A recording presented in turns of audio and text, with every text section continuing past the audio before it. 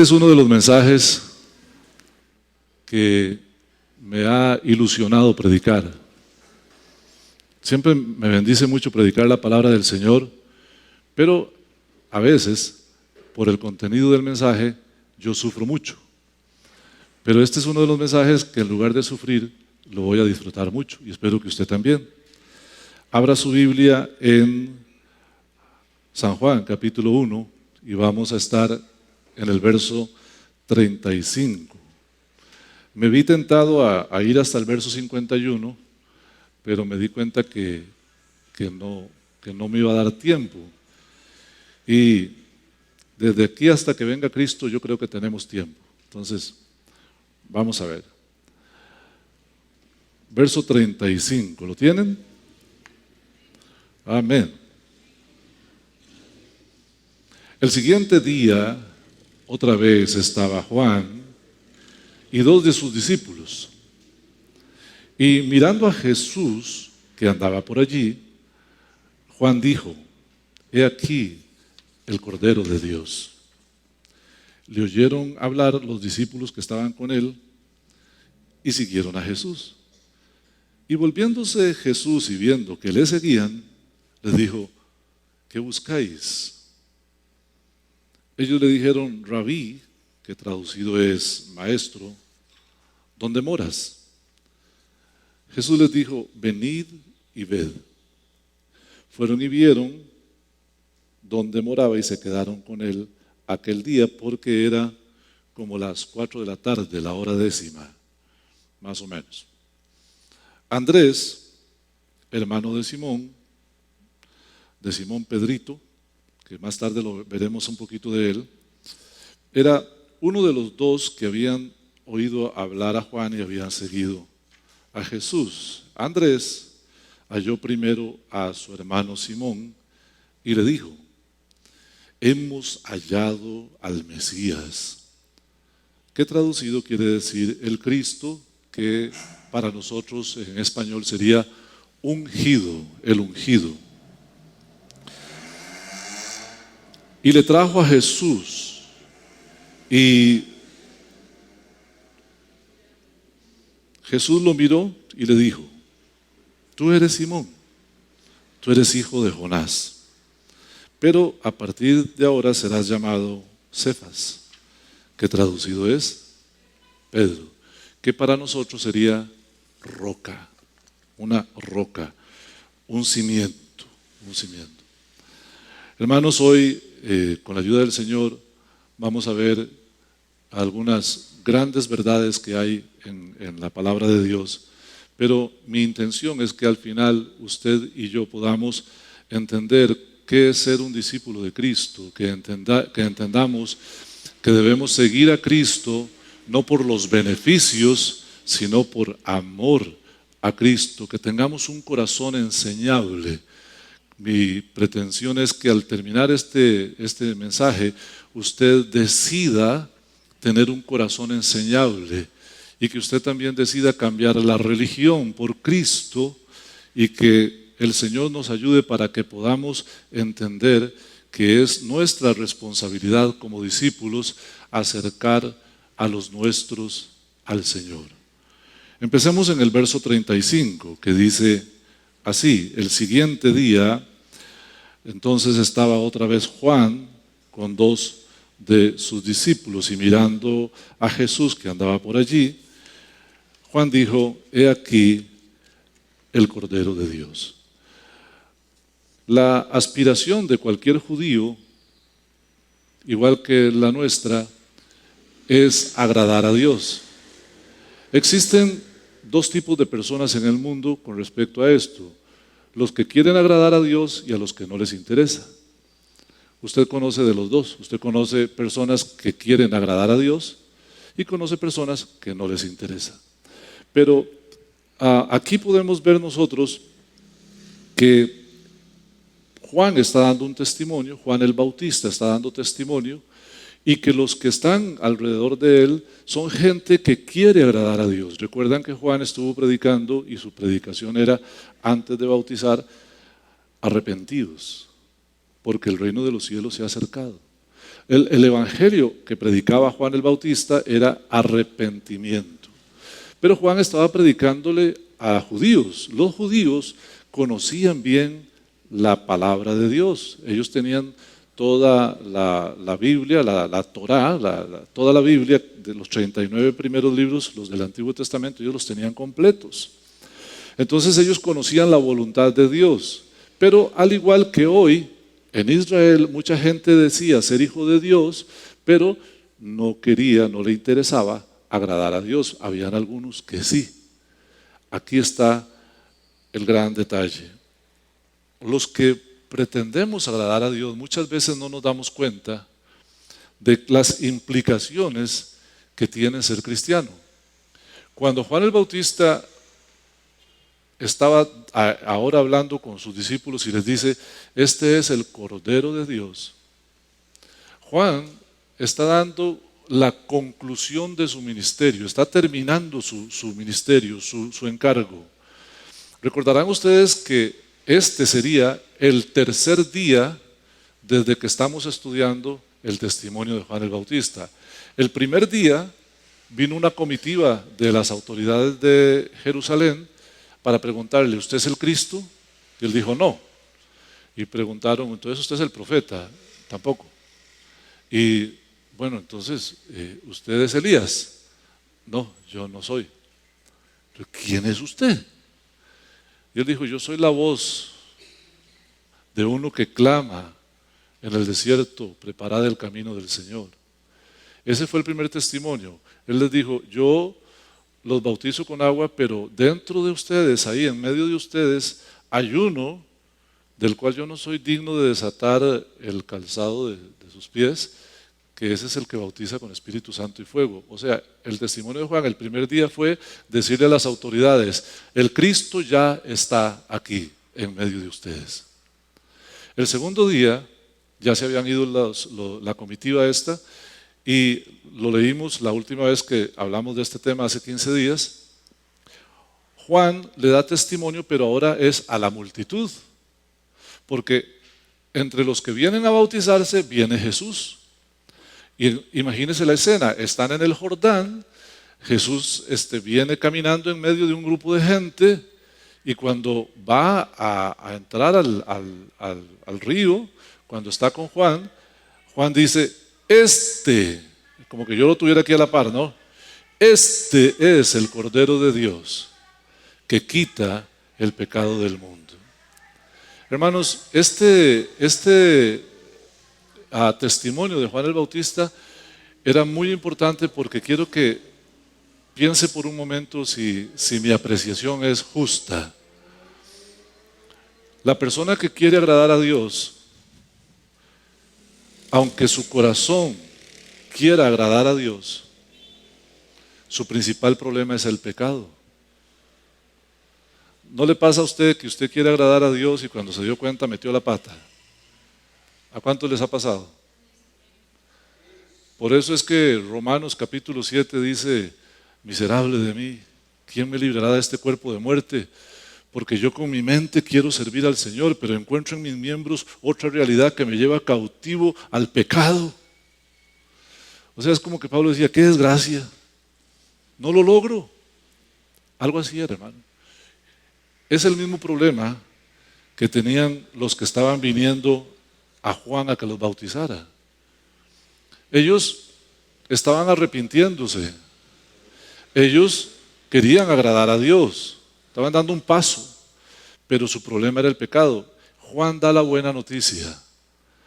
Cuando le habla a judíos, cualquier judío entendía de qué estaba hablando cuando decía el Cordero de Dios. Cualquier judío lo entendía. Porque por años y años y cientos de años, los judíos habían venido cada año al templo a traer un cordero para que lo degollaran y su sangre la rociaran sobre ellos y eso cubría los pecados. Ahora Juan dice, este es el Cordero de Dios. Está hablando de sacrificio y de la forma en que Cristo iba a morir. Pero además no dice que cubre los pecados del mundo, sino que dice que quita el pecado del mundo. Ese fue el segundo día. Y esa es la buena noticia para nosotros, que Cristo quita el pecado del mundo. Usted viene a Cristo, hermanos, y esta es la mejor oferta que usted recibirá en toda su vida. Cuando usted viene a Cristo, Cristo quita sus pecados pasados. No importa cuán negros sean sus pecados, Dios los quita. Si tus pecados fueren negros, serán emblanquecidos. Y si fueren rojos como la grana, vendrán a ser como la lana, blanca nieve. Ellos van a ser totalmente limpiados. Así fuera un asesinato, lo que fuera. No quiero mencionar pecados groseros aquí, pero cualquier pecado que usted cometió, cualquiera, cuando usted viene a Cristo, su pecado es quitado. Un día conversando con Tita sobre este tema, un hombre hizo algo muy malo. Y Tita es muy expresiva. Ustedes, los que no la han conocido de cerca, no han tenido la bendición de disfrutar de su humor negro. Porque ella me dijo, y lo que más chicha da es que si se arrepiente, Dios lo perdona. Es verdad, hermano. Yo le dije, es verdad. Puede que te dé chicha, pero es verdad. No importa cuán negro es el pecado, Dios lo perdona. Pero la buena noticia no queda ahí. Es que Juan dice, este es el Cordero de Dios que quita, pero ¿qué es lo que quita? ¿Los pecados? No, el pecado. Tus pecados pasados, tus pecados presentes y tus pecados futuros fueron lavados con sangre en la cruz del Calvario. Y eso, bendita sea su gracia, ni el diablo lo puede cambiar. Nadie puede cambiarlo. Ahora estamos en el tercer día. Y la conclusión del testimonio del ministerio de Juan el Bautista, el tercer día. Juan pasa de darle testimonio a las autoridades a dárselo a las multitudes y ahora a un círculo más pequeño, a sus discípulos. Estos dos discípulos habían ido un paso más allá que toda la gente, porque las autoridades mandaron una comitiva y esa comitiva se regresó. La multitud venía, se bautizaba y se iban para su casa. Estos dos, que son Andrés y Juan, el mismo que escribe el Evangelio, Juan el discípulo de Jesús, que se recostaba sobre su pecho, el discípulo amado, que escribió también Apocalipsis, es el otro que no se menciona. Estos dos no se fueron para su casa, se quedaron con Juan. Ellos dieron un paso más allá, no solo se arrepintieron y se bautizaron, ellos fueron del círculo cercano, porque querían más. Y aquí es donde yo quiero llamar tu atención. En la iglesia, hasta hay un libro escrito acerca de esto. Hay algo en el libro de Rick Warren que se llama Una iglesia con propósito. En la sección de los círculos concéntricos, el hermano explica, y yo estoy de acuerdo, en que la iglesia tiene varios grupos y son como círculos concéntricos. Entonces, hay un grupo al que llamamos la multitud, igual que aquí. Es la gente que viene algunas veces, que quiere agradar a Dios, que recibe un toque, la palabra y jala, y tal vez no los volvemos a ver y están en sus asuntos, aman a Dios y todo, pero no están involucrados. Luego de la multitud viene el otro círculo concéntrico, que es la congregación. Son los hermanos que son más regulares en la iglesia, vienen más a la iglesia, están más interesados en lo que pasa con la iglesia, pero luego hay un círculo concéntrico más pequeño, que es el de los discípulos. Son aquellos que quieren más, que quieren ir a un estudio bíblico, que quieren estar en la célula virtual, que preguntan, ¿dónde puedo conseguir un libro acerca de esto? Que quieren hablar con el pastor para preguntarle cosas, que quieren ir a la reunión de mujeres, porque las mujeres, ¿verdad? Los hombres no, las mujeres, porque ahí hay palabra del Señor, hay enseñanza. Ayer fue lindísimo el estudio, la ponencia que hizo la hermana Alisa. Son aquellos que van a las reuniones de parejas porque, aunque tal vez no tienen tanta necesidad, quieren compartir, quieren armonía, quieren coinonía. Es el que quiere más, el que busca más. Estos son Juan y Andrés. Y como les dije, aquí va concluyendo el testimonio de Juan el Bautista, terminando. Vea conmigo el verso 37 para hablar un poquito de estos dos discípulos. Le oyeron hablar los dos discípulos, Juan y Andrés. ¿Y qué hicieron? Siguieron a Jesús. Hablemos de esos dos discípulos, hermanos. Esos dos discípulos ya se habían arrepentido y se habían bautizado. O sea, ellos realmente estaban interesados en agradar a Dios. Se arrepintieron de sus pecados porque sabían que habían ofendido la santidad de Dios. Pero quizá el punto que yo más quiero resaltar en esta sección es que tenían un corazón enseñable. ¿Sabe que a veces nosotros nos metemos algo en la cabeza y no hay quien lo saque? Por ejemplo, el tema de la religión. Y aquí no me refiero solo a la religión católica, me refiero a la religión evangélica también. Porque hay religión católica y hay religión evangélica. ¿Y qué es la religión? Una serie de dogmas y rituales y costumbres y tradiciones que no siempre están en la palabra de Dios. Algunos de nosotros venimos de iglesias evangélicas donde se nos enseñaron cosas que ni siquiera están en la palabra de Dios. Hoy estuve en el scroll ahí haciendo en TikTok, tengo un montón de predicadores y me salió uno que dio una disertación de cómo usted puede acabar con las maldiciones generacionales. ¿Qué dice mi gorra? Allá atrás. ¿Cómo se te ocurre? ¿Cómo se te ocurre decir que un cristiano padece de maldiciones generacionales? Pero a veces nosotros lo creemos, lo aceptamos, nos aferramos y no lo soltamos. ¿Cierto? Hay otras cosas. Por ejemplo, ustedes saben que yo no tengo ningún problema con el hablar en lenguas, con el don de lenguas, ni con ninguna manifestación del Espíritu Santo.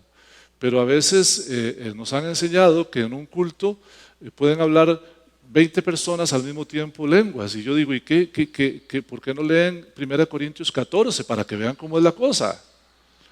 Pero a veces nos aferramos y decimos, esto es así, aunque la Biblia no lo diga, porque lo dijo un hombre al que yo admiraba mucho. Por eso, hermano, lo que yo le diga a usted, aunque usted me quiera mucho, no se lo coma todo entero. Váyase a su casa y revíselo. Por cierto, ¿dónde está Mario? ¿Anda por ahí? Usted puede traer los papelitos que él anda. Ok, levante la mano los que quieran el bosquejo que estoy usando hoy, para que alguien se los lleve. A ver, levanten la manita y Estefan y Yamita les van a llevar ahí a los que quieran el bosquejo. ¿Por qué? Porque yo quiero que usted vaya a su casa y revise lo que yo le dije. ¿Perdón? Son los que tiene Mario, son los papelitos que te dije. Entonces todavía no, porque no están. Yo creí que estaban aquí. Porque usted tiene la responsabilidad y la obligación de saber si lo que yo le estoy diciendo es verdad. Porque si no, lo estoy induciendo a error y ¿sabe qué, hermano? Se convierte a veces en una religión. Hay iglesias donde lo que dice el profeta es más importante que lo que dice la Biblia. No es así, hermano. Lo que dice la Biblia es la autoridad última y primera. Y estos dos discípulos estaban con Juan el Bautista. Y algunos discípulos pensaban que incluso Juan el Bautista era el Cristo. Incluso hasta muchos años después. ¿Y sabe qué hizo Juan? Juan les dijo, este es el Cordero de Dios. ¿Y sabe qué hicieron ellos? Hey Juan, te queremos mucho, pero si aquel es el Cristo, voy para allá. Eso es exactamente, hermanos, lo que nosotros debemos hacer. Católicos, los que levanten la mano porque solo hay 10, entonces no se les va a poder dar a todos. Católicos, evangélicos, cualquier religión que haya, usted debe abandonar su religión y seguir a Cristo. Voy a decirlo otra vez por si se distrajo.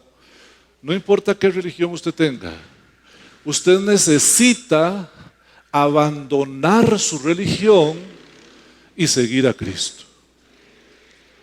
Eso no significa que yo voy a votar todo lo que me han enseñado, pero yo voy a caminar con Cristo y con su palabra, nada más. Lo que nos han enseñado como tradiciones, Jeremías escribe, el profeta Jeremías escribe, las tradiciones de los pueblos son vanidad. Hermanos, y cuando dice vanidad no significa de que son vanidosos así, que se peinan y todo, no. Vanidad significa son inútiles, son cosas vanas.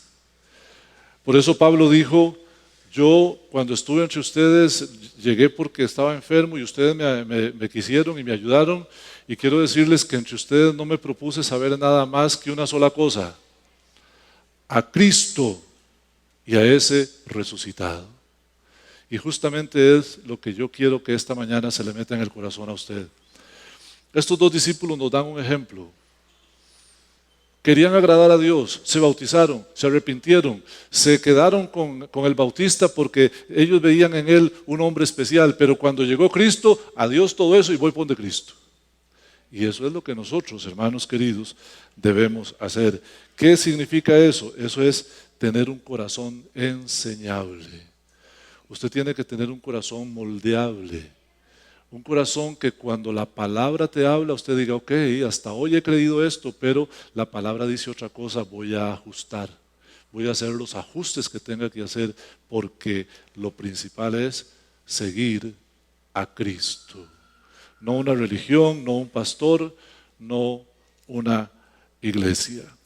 Y lo tercero que yo veo en estos muchachos preciosos es que ellos tuvieron el arrojo, la entereza, la capacidad de dar un paso al frente. Siga leyendo conmigo ahí en el verso 38. Volviéndose a Jesús y viendo que esos dos muchachos lo estaban siguiendo, viendo que les seguían, les dijo, ¿qué buscáis? Yo me imagino la mirada del maestro, profunda y penetrante, y es la misma mirada que te dice a vos hoy. ¿Qué buscáis? ¿Qué buscas? ¿Por qué me estás, en lo que me estás siguiendo, qué buscas? Y ellos dijeron, Rabí, que traducido es maestro, ¿dónde moras? Aquí tenemos, hermano, dos preguntas muy importantes, pero quizá de las preguntas más importantes que usted encontrará en la Biblia están aquí. Jesús les pregunta, ¿qué buscáis? Fíjate,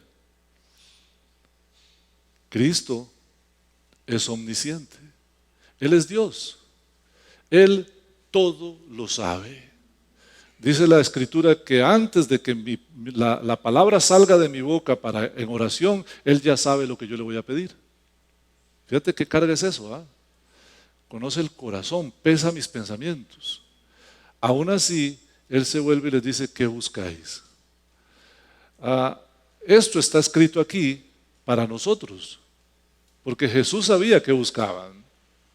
Jesús sabía todo lo que iba a pasar con ellos. Más adelante lo veremos con Pedro también, que Jesús sabía lo que iba a pasar con Pedro. Entonces, ¿por qué le hace la pregunta? ¿Qué buscáis?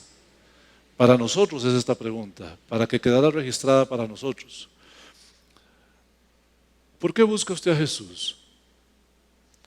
Hay dos posibilidades. Una es que usted busque a Jesús por los beneficios. Es que yo quiero que me vaya bien. Es que yo quiero que mi matrimonio se restaure. Es que yo quiero que mi negocio crezca. Es que yo quiero ir al cielo. Todo eso son intereses humanos. Aún el de ir al cielo. Hay mucha gente que quiere ir al cielo, como les expliqué la última vez, pero con unas maletotas llenas de pecado, ¿verdad? Y no quieren entrar por la puerta estrecha, quieren ir por la puerta ancha. Entonces no reciben a Cristo en su corazón. Hablan de Dios como si lo conocieran, pero no les rinden su vida a Cristo. Entonces no van a llegar. Pero los beneficios. hay dos tipos de personas, unos que siguen a Dios, a Cristo, por los beneficios y otros que lo siguen porque quieren ser su discípulo. Aquí hay un texto que quiero que revisemos, justamente está en San Juan capítulo 6, verso 26 y 27. Pasa que Jesús les dio de comer a 5,000 personas y luego se pasó al otro lado del lago. Y la gente lo siguió hasta allá.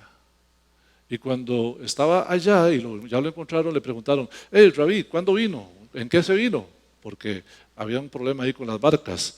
Y Jesús respondió en el verso 26, Jesús les dijo: de cierto os digo, me buscáis no porque habéis visto las obras, sino porque comisteis el pan y os saciasteis. Hay gente que busca a Cristo por los beneficios. ¿Y cuál es la exhortación de Cristo? Trabajad, no por la comida que perece, no, sino por aquella comida que a vida eterna permanece, la cual el Hijo del Hombre os dará, porque a éste señaló el Padre. Usted se ha preguntado, ¿por qué sigue usted a Cristo? Piense por un momento, ¿por qué usted viene los domingos a la iglesia? ¿Por qué? ¿Qué es lo que a usted lo motiva? ¿Por qué usted lee su Biblia? Los que la leen, ¿verdad? ¿Cuál es la razón? ¿Cuál es su motor? Hermanos queridos, en esta misma sala, tristemente, y de los que nos están viendo por YouTube, tristemente, hay personas que siguen a Cristo por los beneficios. Pero estos dos muchachos siguieron a Cristo porque querían ser sus discípulos. Por eso, yo quisiera poder llegar hasta su corazón y poder impregnar en su espíritu, en su alma, este sentimiento de querer seguir a Cristo única y exclusivamente para ser su discípulo, nada más. Si me das Cristo, bien, y si no me das, también. Yo lo que quiero es estar aquí contigo. Eso es. Lea conmigo el siguiente texto. Verso 38 de San Juan 1. La invitación de Cristo a todos los que quieran seguirle. Venid y ved. Fueron y vieron donde moraba. Y aquí está la clave. No solo vieron donde moraba, se quedaron con él aquel día porque eran como las 4 de la tarde. Fíjese usted. Aquí vemos la primera célula evangelística. El maestro de maestros. Ahí está. Ellos se quedaron con Jesús porque ya eran las 4 de la tarde. La hora décima para los judíos es las 4 de la tarde. Y posiblemente usted piensa, bueno, las 4 de la tarde, ellos dijeron que querían ver dónde moraba. Fueron, se asomaron, vieron, y, ok, ya sé dónde vive, pura vida, y voy jalando. Y se devuelven para la casa de ellos. En realidad ellos no querían ver dónde vivía Jesús. Esa pregunta, ¿dónde moras? Y esa palabra rabí, está diciendo maestro. Ellos están reconociendo y diciéndole: nosotros queremos caminar contigo. En Israel, el discípulo no venía a una clase de discipulado por semana, no asistía a una célula por semana, no venía al culto los domingos cada semana, no. El discípulo vivía con su maestro. En la misma habitación dormían, en la misma mesa comían, el mismo camino caminaban. Era quedarse para siempre con él. Hermanos, esto es. Voy a llamarte la atención. Ser un discípulo de Cristo, hoy, usted y yo, no es venir el domingo en la mañana a la iglesia. No es ir a una célula entre semana, ni conectarse a la célula virtual. Esos son señas de que queremos seguir a Cristo. Pero ¿sabe ¿Qué es ser discípulo? Es seguir a Cristo 24 horas al día, 7 días a la semana, todo el tiempo. Es estar atento a escuchar su voz. Hay un texto que siempre me impresionó mucho, que dice que los hijos de Dios alaben a Dios aún estando sobre sus camas. Es cuando me acuesto que mi último pensamiento sea Cristo, y cuando me levanto mi primer pensamiento es Cristo. Y durante el día mi corazón está atento porque quiero escuchar la voz del Espíritu Santo. ¿Y qué me está diciendo Cristo? Es tener mi mente y corazón alerta y saber que yo vivo, respiro y camino por Cristo, no por otra cosa. Eso es ser discípulo, hermano. Y de paso venimos al templo, vamos a una célula, vemos la célula virtual, vamos a reunión de mujeres, vamos a reunión de varones, de parejas, como parte de nuestra vivencia. Pero nuestra vivencia con Cristo es 24 horas al día, 7 días a la semana. Y aquí podemos ver en esta célula el maestro de maestros, 2 corazones sedientos y la exposición de la palabra. Por cierto, en una célula eso es lo que debe haber. Una persona que enseña la palabra, corazones sedientos de la palabra y la exposición de la palabra. Puede que hayan más cosas o menos cosas, ¿verdad? Puede que haya café, está bien, si no hay no importa. Puede que haya música, qué bien, si no hay no importa. La tarde y la noche estos hermanos la pasaron con Cristo, y estoy seguro que Cristo los evangelizó. ¿Por qué estoy seguro de que Cristo los evangelizó? Siga leyendo conmigo el texto que tenemos aquí, el verso 40. Verso 40. Andrés, hermano de Simón, Pedro, era uno de los 2 que habían oído hablar a Juan y que habían seguido a Jesús. Andrés es un tipo muy interesante. Andrés era como el departamento de relaciones públicas del Señor. Primero fue y trajo a Pedro, y también un día que lo andaban buscando a Jesús unos griegos, él y Felipe les hicieron el favor de ir a hablar con Cristo para que los atendiera. Eso lo puedes ver en Juan 12:22.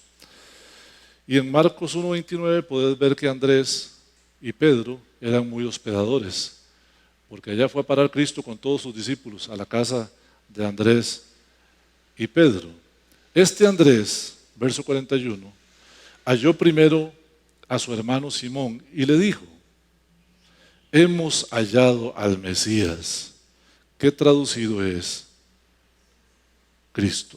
Cristo es en griego, Mesías en hebreo. Para nosotros en español, el ungido. Y le trajo a Jesús. Y mirándole Jesús, le dijo a Pedro: tú eres Simón, hijo de Jonás. En algunas versiones dice Juan. Tú serás llamado Cefas, que traducido es el Cristo. Quisiera enfocar aquí en el ejemplo de Andrés, hermanos. Primero, Andrés, como dije antes, él quería agradar a Dios. Era un judío que quería agradar a Dios. Pero lo hacía por medio de la religión. Y voy a explicar algo de la religión. No importa si es evangélica, católica, musulmana, cualquier religión. Como dije antes, es una serie de dogmas y normas y obras que hay que hacer para agradar a Dios. Y así era en el pueblo judío. Ellos tenían una ley, más de 600 ordenanzas y mandamientos. Y entonces ellos trataban de agradar a Dios por medio de las obras. Efesios capítulo 2, verso 8 y 9 dice que la salvación es por gracia y es un regalo de Dios, y que no es por obras. Dice clarito, no es por obras para que nadie se gloríe. Pero el que es un buen religioso termina encontrándose con Cristo. ¿Por qué? Porque a pesar de que está equivocado en ganarse el cielo por las obras, como su corazón es inclinado a Dios, está sediento de Dios y tiene un corazón enseñable, al entender que las obras no lo van a salvar y que solo Cristo lo puede salvar, él cambia y se viene para donde Cristo y deja la religión. Yo sé que es muy duro para algunos escuchar esto, porque le estoy hablando de la religión de sus padres y sus abuelos y sus bisabuelos. Pero la religión no salva a nadie, a nadie. Solo Cristo salva. Este Andrés quería agradar a Dios, y bendita sea la misericordia del Señor, se encontró con Cristo. Segundo, acerca de Andrés, él acercó a su hermano a Cristo. Hermanos, aquí voy a tomar un momento para exhortarle. Hace 15 días se lo dije también. Hermanos, nuestra principal área de influencia, y especialmente porque tenemos mucha confianza, es nuestra familia. Andrés no hubiera podido ser parte de la membresía de nuestras iglesias hoy en día. Gracias. ¿Sabes por qué? Porque los miembros de las iglesias cristianas evangélicas no están predicando el evangelio a su familia. Son muy pocos. Pero fíjate, Andrés estuvo con Cristo, encontró a Cristo, y al día siguiente va y le dice a Pedro: encontramos al Mesías. En tu casa, en tu familia, hay personas que están buscando agradar a Dios por medio de la religión. ¿Por qué no vas y les dices: hey, yo encontré a Cristo, quiero presentártelo? Y le presentas a Cristo, siéntate con esa persona y le dices: yo quiero hablarte de mi fe, de Cristo quiero hablarte. Si te rechaza, su sangre será sobre su cabeza. Pero si te oye, podría ser algo maravilloso, como lo que ocurrió con Andrés y con Pedro. Yo quiero que usted vea las consideraciones finales de esta enseñanza. Cristo hizo algo maravilloso, hizo de Pedro un ministro extraordinario. Fíjate, Andrés fue y lo trajo. Andrés no hizo gran cosa, sino más bien traerlo. Tal vez usted le cueste evangelizar, pero usted puede traerlo. Usted puede decirle a alguien de su familia: te invito a la iglesia. ¿Quieres ir a la iglesia? Vamos a la iglesia. Yo te llevo. Yo paso por vos. Lo que haya que hacer, te invito a almorzar. Y salvas un alma.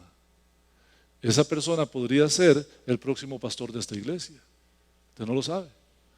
Podría ser alguien muy grande en el reino de los cielos, un trabajador para Dios, un ministro muy, muy productivo, un evangelista, un profeta, un maestro, un músico, un ujier, un diácono, no sé, un maestro de escuela dominical, maestra. Usted no sabe el potencial que hay ahí, pero lo principal es salvar su alma, y después Cristo hará cosas grandes. Fíjate lo que pasó con Pedro. Pedro es una de las personas más interesantes en el Nuevo Testamento. Yo quiero que usted vea algunas cosas de esto. Antes de ir ahí, en el verso que leímos antes, vimos que Jesús le dijo a Pedro, a ver,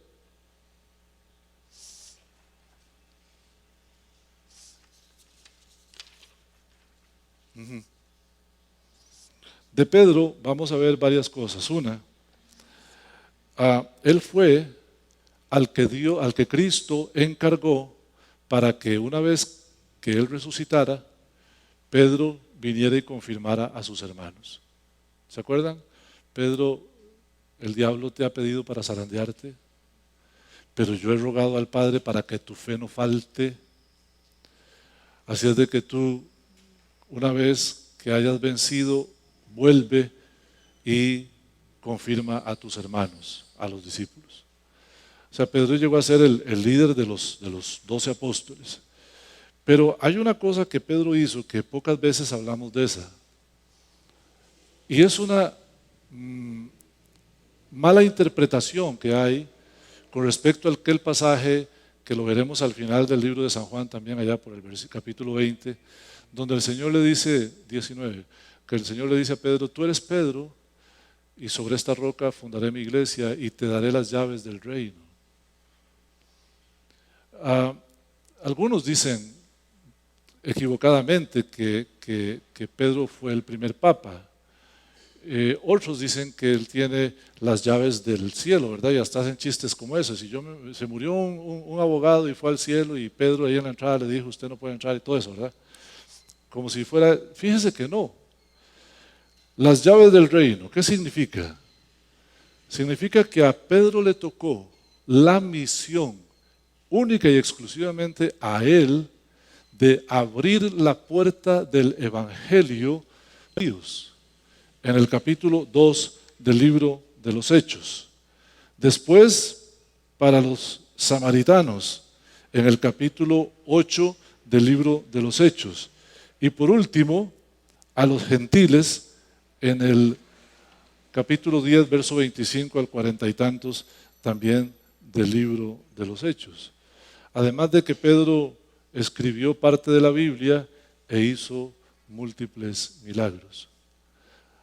Cuando yo reviso el texto que acabamos de leer y que acabamos de terminar de leer, veo que el Señor le cambió el nombre a Pedro. Aquí en esta iglesia hay una hermana a la que yo le llamo Soldadito de Jesús. ¿Sabe por qué le llamo así? Porque desde que la conozco ha permanecido firme en el Señor.